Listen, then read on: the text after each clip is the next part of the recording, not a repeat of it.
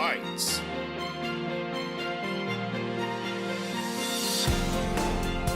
Camera. Action.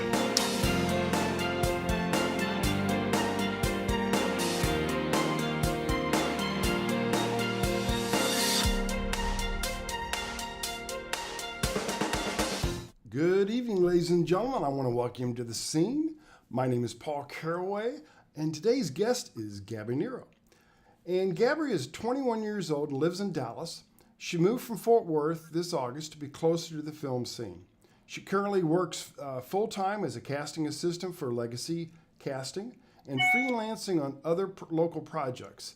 She just completed her pitch for Rack Focus Dallas and will be making her screenwriting and directorial, let's get it right, not dictorial, but directorial debut this fall for her film, The Italian Dinner, with her own production company, Hepburn Productions. So, Gabby, tell me a little bit about, well, first of all, Hepburn Productions. Where did that name come from? Audrey Hepburn, that's my greatest inspiration, my favorite actress of all time. I was trying to come up because I had to write waivers and paperwork stuff for my film stuff, so I'm like, I need a production name, and that was the first thing that came to mind. It just stuck, and there was nothing else that had Hepburn, so I'm like, it's mine now. Awesome. So I sort of knew that she was sort of we'll call it a virtual mentor for you, and I know that you like her and follow her a lot. So just how did you get started in acting? Let's start with that, and then we'll move on to some of the others. Okay. I did competitive Taekwondo my entire life from the age of 4 on. And then about the age of 15, 16, I was trying to figure out what I wanted to do after Taekwondo. I'm like, I'm not a big fan of teaching. I know I didn't want to do that. And then I took an acting class on a whim with an actor from Glee who was visiting Texas. And I instantly fell in love with it and got into it from there, kept taking classes, and I went to college for it. And I just stuck. Cool. So the whole writing thing, and what triggered that? For writing, I was never a big writer. I was never a big English person in college or anything. It just hit me. I had this idea because the story is kind of based partially on my life experience. I'm like, wonder what happened if I would just write about it. The idea came in like July, and I just kept writing, and a script happened. I said, oh, Rack Focus is coming up. Let me submit for that. It's under 10 minutes. Awesome. So, I've thought about this myself. My wife and I actually have a little story that we can tell. And, you've actually inspired me to think about doing this now, because several people have asked us to do something like that. So how long did it take you to go from concept to pen and paper? Concept, it almost was instantly, because the idea came to my mind and I had time off from other projects, and I said, let me just pull up a Google Docs, just write, see what comes out, and I had the first scene written within 10 minutes. Wow. And then Very I just cool. expand from there, and I had fully written within, the first draft was done in 2 weeks. Well, mine's more of a lifetime story, but it's not about me today. This is about you and what you're doing. So, we talked about what brought you to Dallas. You lived in Fort Worth, but before Fort Worth, where did you live? I grew up in New Jersey. New Jersey? Okay. I grew up in Hilton, New Jersey. I've lived there until I was about 10 years old, and I moved to Fort Worth for my mom's job, and I stayed there until August when I moved to Dallas because it was so much closer. I was tired of the commute every day. Well, I know you're a big fan of live theater. I guess that's the best way to capture it. Is that something that you want to pursue? Boy, let me try that again. Is that something you want to pursue, or is that something you just prefer to sit back and enjoy the entertainment? A bit of both. I did try to be more live theater for a long time, but then I fell in love with film more. I could see maybe more producer side, maybe producing a Broadway show. I think that would be definitely a goal. But I do love Broadway a lot. When I try to go at least see several shows a year. But yeah, I'd love to be a producer or something at the Broadway show someday. So to share a little bit about my story, my parents, or I should say primarily my dad, over the years, he just enjoyed taking us to live theater, and I grew up primarily in St. Louis during that time frame, and so we would go to the opera. They call it opera, but it was actually live theater there. And we saw, show after show after show. One of my favorites is the Music Man. And, so that's something I did in high school. And so, I've done a little bit of theater after that, after high school, through church and things like that. The difference, though, to me between live theater and film is, you both have to memorize lines. It's I guess the ongoing performances that occur during live theater versus film. It's, you do condensed timing, shoot, shoot, shoot, shoot, then release, shoot, shoot, shoot, shoot, release, or I shouldn't say release, but put it in the can and then edit it and go from there. Yes. So it's a totally different process. Yes. Now, what are some of the current projects you're working on? You mentioned the Rack Focus, the Italian dinner. Yes, that's most of my time right now because I'm director, producer, screenwriter, pretty much Jack. I have 50 hats I'm wearing, so a lot of pre-production for that. So we start shooting that in 2 weeks to try and get everything together. I'm also doing casting stuff because I work full-time with Legacy, and I'm also working with Cast Mac a lot. So several different projects for that, a lot of commercial shoots, so a lot of one day and done. Yeah, which is what I was referring to on the difference between film and theater. Projects for film, like I was saying, can be a day, hours. It could be multiple days. It just depends on the type of project. And I know that you're involved with Queen of the South, and that's, as an example, that's a long duration, even though it's episodic. So you've got several days maybe on one episode, but then you're on to the next episode once you get it in the can and they edit it and finals and all that kind of stuff. Which a lot of folks don't understand that when that stuff is shot, that sometimes they have to go back and make corrections.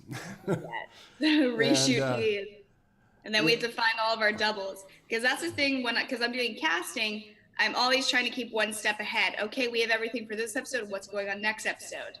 And then they're like, oh, we have to reshoot this. I'm like, no, I have to get those people out. Yeah, and let's see, I guess it was season 2. I was a hand double. Yes. And that was one of the more interesting things that I've done in the past with them. And so it's just an interesting thing that you have to cast. It's not just photo double as in the looks, but sometimes it's the hands. And exactly. Having the right build, having the right shapes, having the right facial looks, at least similar. You can't have long brunette hair versus short gray hair. So every little detail, making sure our Teresa double matched. Because we used her stand-in, she had to have a couple inches of her hair trimmed off to match perfectly. It was crazy. Yeah, and that I can understand. So stand-in versus, let's say, background versus a main character.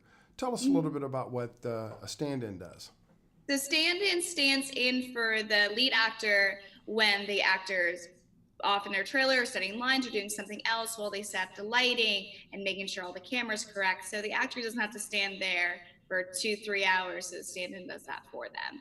And the stand-in doesn't have to be exact match as long as they're the right height and skin tone and similar hair color. That's really what matters. And they usually have to wear the same color shirt. So if the lead actor's wearing blue that day, the stand-in has to wear blue as well. And then for background actor, so our background actors are the background acting of the scene. They make the scene real. Because if you're in a high school and it's just the 2 lead actors and you don't see anything in the background, it's not going to look real. Exactly, We exactly. we have all the commotion, all the fun stuff going on in the background. Like I loved watching the airport scene for episode 12 this season because it was kind of like a small conversation between Teresa and Pote in there, but we had so much going on in the background at the airport. It looked so real, and it was great to see. Yeah, and that's the thing that you know is interesting, I guess, because the other term that's used sometimes is atmosphere, because they're the ones that really do create that look and feel of being in a real location. Yes. It's like a wedding. You can't have a two-person wedding, Right? you know. And I was able to work on that particular episode, which was pretty interesting, having the doves fly in and stuff like that. And once again, I was used as a blocker in that particular episode. So they do that. It seems like quite a bit for me. But anyway,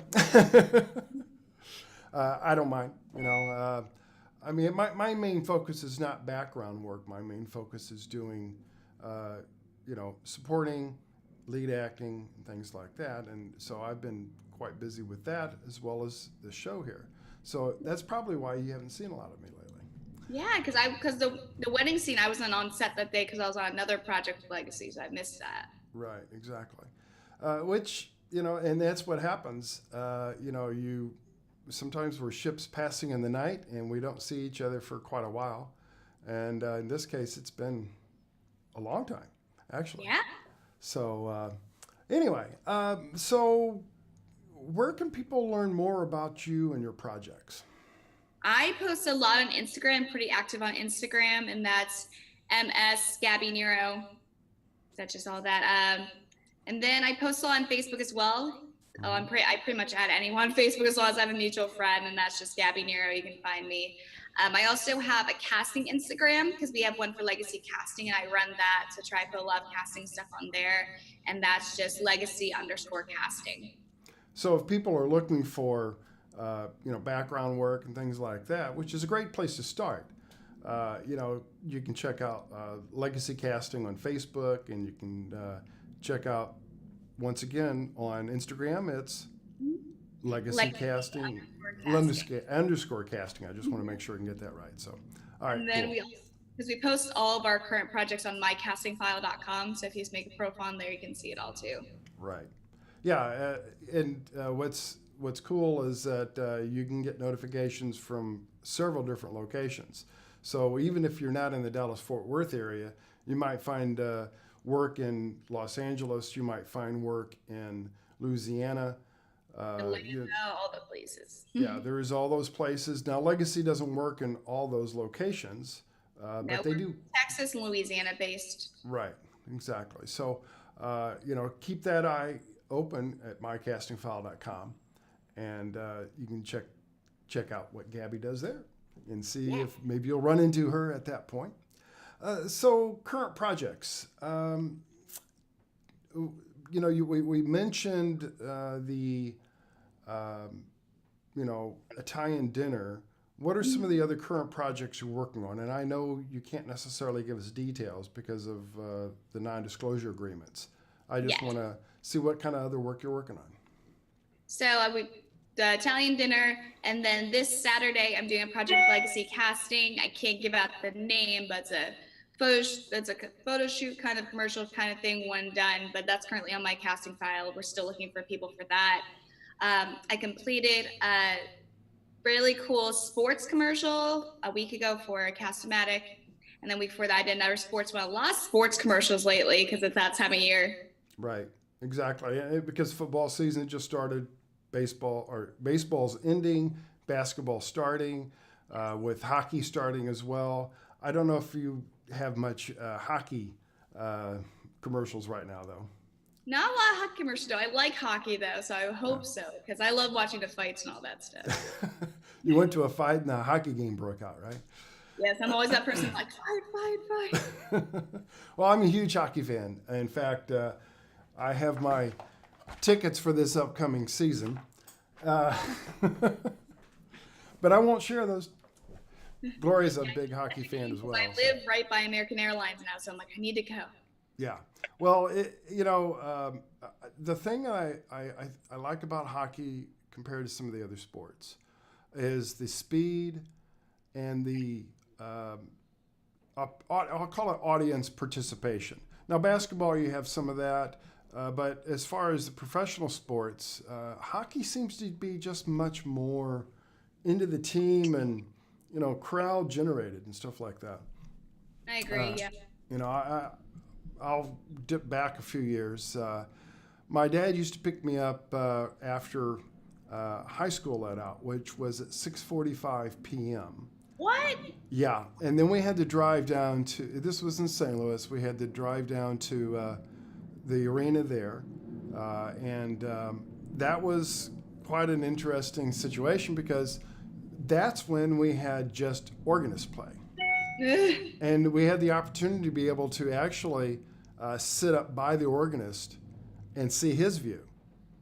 And that was pretty cool because you would sort of like look down on the ice, and so you would see from an aerial view, everything that was going on. You never missed anything unless it was just right up against the edge of the boards. But even at that, you could pretty well see what was going on. Yeah. So. There's people like, oh, I don't want to sit that high. I want to sit down by the ice. And what I run into is it's like looking at a wall sometimes because you can't see through some of the glass, Yeah. So anyway, enough about hockey. That's not what we're here for. You get me rolling on some of those things and I really have a lot of fun. So is there maybe something we haven't talked about that you'd like to share? We can talk more about the Italian dinner. Okay. That's going to premiere at Rack Focus Round 8. So premiere is going to be sometime in January. We don't have the specific dates yet because they want to make sure it's after the holidays enough. Right. And I believe it's going to premiere at Texas Theater. So I believe I'll be posting on social media when I have it. Yeah, exactly. And I went to the the All-Star Rack Focus event, and I did some recordings of people there. I actually did a full 3-hour show, even though I didn't have guests the entire time, and talked about Rack Focus, and I did have some interviews after Rack Focus. Is that your phone by chance? I think it's my computer. Let me see. Okay. Things, going off. Sorry about that. No, that's okay. I was just checking because I don't think it was on my end. I just wanted to make sure. Anyway, and Rack Focus is a great way for people to get exposure. Definitely. It's from any level, and now that and it's expanding now because the Dallas round is competing against Austin, and anyone who wins awards from that are going on to Rack Focus Texas now. Right, which is very cool because Rack Focus Texas now. You have the opportunity to be able to win a show deal or a movie deal, so that's pretty exciting. I actually had Israel Luna on last week talking about Rack Focus and what was going on since the 23rd, which was last week, or last Sunday, I should say, was Rack Focus kickoff and the pitch session. And I saw pictures of you on the pitch session, so I knew you were involved, which was glad to see. But now it's not just a prize financial gain that you can have out of this, but it's also an actual deal with ITN, which is very nice, very nice. Yeah, that's huge. And it's any award, so if you win a Best Supporting Actor for one of your actors, you move on. So it's an incredible opportunity. Great, yeah, and I wasn't quite sure on all the details, but I know that it's a huge opportunity for all that are involved because you just don't know what is going to gel and take off. Exactly. And so it should be a lot of fun. And I look forward to seeing the next round because I know that this forces people to actually up their game a little bit. Yes, and there were some really good ideas at the pitch session, so I'm excited to see from ideas to how it transforms on film. Yes, and the All-Star event was pretty good. I mean, not pretty good. It was amazing. I was going to say pretty amazing. What I like about what goes on here, excuse me, what I like about what's going on here is that it's a community effort to elevate the level of work. Yes. And, some will say that this is a ongoing training ground or proving ground at the same time of, videographers, videographers and writers and actors, lighting people, DPs, all of those things are really taking people's work to a higher level and higher level. And so it's nice to see that everyone's growing, and with the tie that occurred at the Rack Focus All-Star, and not one but two films were submitted by ITN. That is pretty awesome. That is pretty awesome. They both got full deals. They didn't have to split or anything. They each got their own deals. That was excellent. Exactly. So I'm sure you're looking forward to getting that opportunity as well. So yes, definitely. All right. Well, that is very cool. I appreciate your time today. I know you've got a pretty busy schedule between working on your project, which is just kicked off with Legacy Casting. And is there anything that maybe you want to share a little inside story on the Italian dinner with us? Yes. So the story is, it is a girl in her 20s, and she lives with her mom, and they're a nice Italian family. But the girl has a secret, and she's going to drop the secret at big Sunday dinner, and then chaos ensues. So there is a secret behind. Okay, very cool. Very cool. It's that secret that everybody wants to hear about. So exactly, and no one knows the secret but the cast and crew until premiere date. So it's exciting. Awesome. Very cool. Very cool. All right. Well, thank you for your time once again. Thank you. Thank you for having me on. I enjoyed talking with you. My pleasure. My pleasure. And my name is Paul Caraway. You have been on the scene. This is my guest, Gabby Nero. See you all next time. Bye-bye. Bye, guys.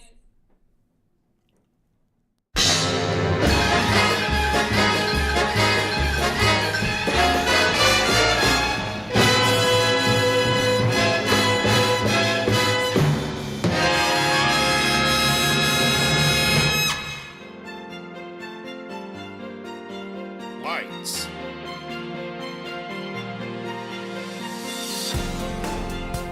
Camera. Action.